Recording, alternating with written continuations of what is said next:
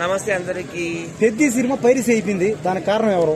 పెద్ద సినిమా మంచి సక్సెస్ అయిందండి. చాలా మంచి సబ్జెక్ట్ అది. స్పోర్ట్స్ పర్సన్ ఫిల్మ్ అది. ఆయన ఒక క్రికెటర్గా కావచ్చు, కుస్తీ వీరుడిగా కావచ్చు, ఒక రన్నర్గా కావచ్చు, పరుగుల వీరుడిగా కావచ్చు, చాలా బాగా యాక్ట్ చేశాడు. పాటలు కూడా చాలా బాగున్నాయి. రైరా రారా కావచ్చు, చికిరి చికిరి అనే సాంగ్ కావచ్చు, హల్లే హల్లే అనే పాట కావచ్చు, అన్నీ బాగున్నాయి. దానికి తోడు ఇంకా జగపతి బాబు యాక్టింగ్ గారు కూడా చాలా బాగుంది. జగపతి బాబుది అప్పల్ సూరి పాత్రలో ఆయన పరకాయ ప్రవేశం చేశారు. అలాగే కన్నడ సూపర్ స్టార్ శివరాజ్ కుమార్ కూడా రామ్ చరణ్ గురువుగా చాలా బాగా చేశారు. సినిమా మంచిగా ఆడుతుంది. కానీ కొంతమంది విషయం కప్పుతున్నారు, బాగాలేదని. దురదృష్టం ఏంటంటే ఇది కూడా వచ్చేస్తుంటారు, పైరసీ కూడా వచ్చేసింది అంటున్నారు. నిజంగా ఈ పైరసీ చేసిన వాళ్ళు ఇమీడియట్ గా ఎన్కౌంటర్ చేయాలి, ఊరైనా చేయాలి. ఎందుకంటే 350 కోట్లు పెట్టి ఆ సినిమా తీశారు. ఎంతమంది సినీ కార్మికులు ఆ సినిమా మీద ఆధారపడి ఉన్నారు, ఎంతమంది బతుకుతున్నారు, అందరు పట్టుకొట్టినట్టే కదా. ఇప్పుడు ఇలాంటి పైరసీలు వచ్చేస్తే రేపు పొద్దున ఎవరు సినిమాలు తీరు. ఈ సినిమా కార్మికులు 24 క్రాప్స్ ఉంటాయి, అందరూ ఇంకా మూసుకోవడం, ఇంకా క్లోజ్ చేసుకోవడమే. సో ఇమీడియట్ గా ఇలాంటి పైరసీలు చేసే వాళ్ళని ఉరి తీయాలి, లేకపోతే ఎన్కౌంటర్ చేయాలని నేను కోరుకుంటాను. మళ్ళీ వాళ్ళు అరెస్ట్ చేయడము, వాళ్ళ జైల్లో పెట్టడం, వాళ్ళ భోజనాలు పెట్టడం, లాయర్లు వాదించడం, పోలీసు సెక్యూరిటీ ఇదంతా టైం బాక్ తప్పే.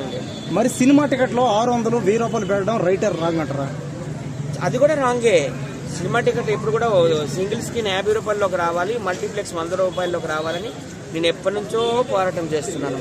ఈ రోజు రెమ్యునరేషన్ కూడా బాగా తగ్గించుకోవాలి. 100 కోట్లు 150 కోట్లు కాకుండా 10 కోట్లు 20 కోట్లు తీసుకోవాలి. అప్పుడే సామాన్యుడికి సినిమా అందుబాటులోకి వస్తుందని కూడా నేను ఈ సందర్భంగా అందరికి కూడా తెలియజేస్తున్నాను. మరి మీరు వాళ్ళేమో జైల్లో పెట్టాలి, ఉరిదీయాలన్నారు కదా, సినిమా యాక్టర్ మరి మీరు దేనికి అడగలేకపోతున్నారు?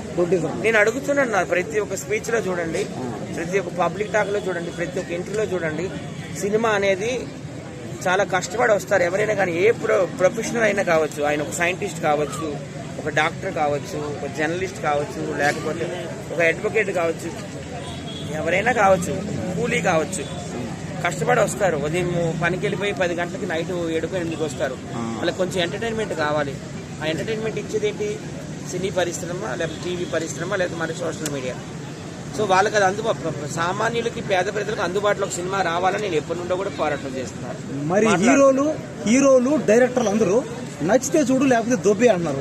అది రైటర్ రాంగ్ అన్నారు, అందరూ అన్నారు కదా. అదే ఒక పేరు చెప్పి Ram Gopal for example RGV నచ్చితే చూడలేదు మనీ అన్నారు. గతంలో చూసుకుంటే దిల్ రాజు గారు కూడా అయిపోయింది, శ్రీకృష్ణ ఐస్ క్రీమ్ ఆయన రామ్ గోపాల్. దిల్ రాజు గారు కూడా వాళ్ళ అల్లుడిని పెట్టి అన్నాడు కదా. ఆయన సీన్ లేదు. ఒకప్పుడు ఆయన మేధావే కాదని నేను అనలేదు, మంచి మంచి సినిమాలు తీశాడు ఆయన. శివ అయితే అది ఒక పాన్ ఇండియా సినిమాది.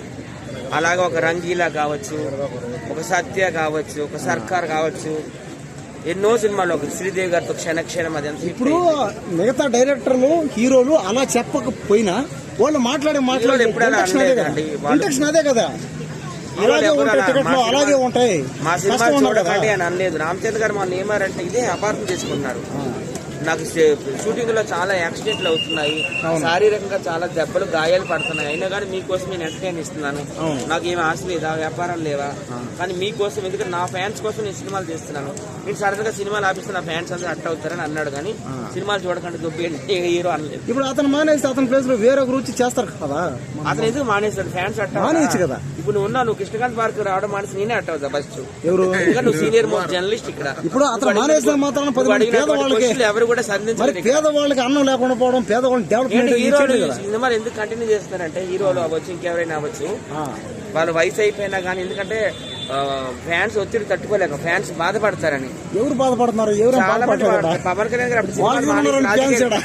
పవన్ కళ్యాణ్ అప్పుడు సినిమాలు మానేసి రాజకీయాల్లోకి వెళ్తే ఎంతో మంది బాధపడుతూ ఆయనకి. మరి ఏగని పెట్టి తీసినా, పులిని సింహాలు పెట్టి తీసినా అవి కూడా బాగా ఆడుతున్నాయి. మరి హైట్ కింద కవర్ ఫ్యాన్స్ మళ్ళీ హైట్ కూడా అవుతారు కదా జనాలు.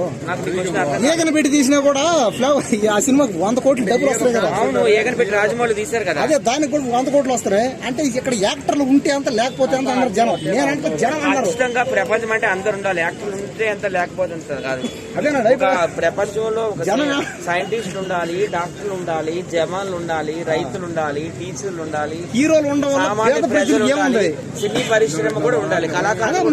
మరి సినిమా యాక్టర్ల వల్ల, హీరోలో పేద ప్రజలకు యాక్టర్ల వల్ల హాస్పిటల్ సంఖ్య తగ్గిందని కూడా అనుకోవచ్చు. హాస్పిటల్ సంఖ్య మరి ఎందుకు పెరిగింది? బతకాలి అంటారు కదా. హాస్యాన్ని అందించేదే కదా. హాస్యం అంటే ఆరోగ్యమే కదా. సినిమాలు రావడంలో థియేటర్లు పగలు కొట్టడం, తాగుబోతులు ఎక్కువైపోవడం, డ్రంకర్లు, చిన్నపిల్ల ఏదో అక్కడ ఒక 5% ఉందని మొత్తం 90% ఒక ప్రాణం పోయిన కూడా బ్లేమ్ చేయకూడదు కదా. వాళ్ళ సినిమా వాళ్ళే కదా పరిశ్రమ ఉండాలి, కళాకారులు ఉండాలి, 10 మందిని ఎంటర్టైన్ చేయాలి.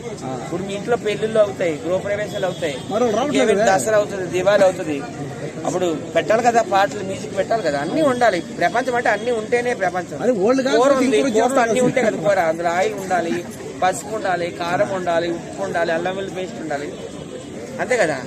అదే అంతే కరెక్ట్. అన్ని ఉంటేనే అది కూర. అలాగే అందరూ ఉంటేనే అది ప్రపంచం. ఎవరిని తక్కువ అంచనా వేయకు. 10 మంది పేదవాళ్ళకి ఎందుకు సహాయం చేయట్లేదు అన్నారు జనం. సినిమా ఆర్టిస్టులు ఎంతమంది చేయడం లేదు. ఆ రోజులో నందమూరి తారక ఆయన ఒకటి తప్పించి ఎవరు చేయదు కదా. రామారావు నట సార్వభౌమ, ఆయన ఒకటి తప్పించి ఆయన బలహీన బడుగు వర్గాల కోసం ఆయన కృషి చేశారు.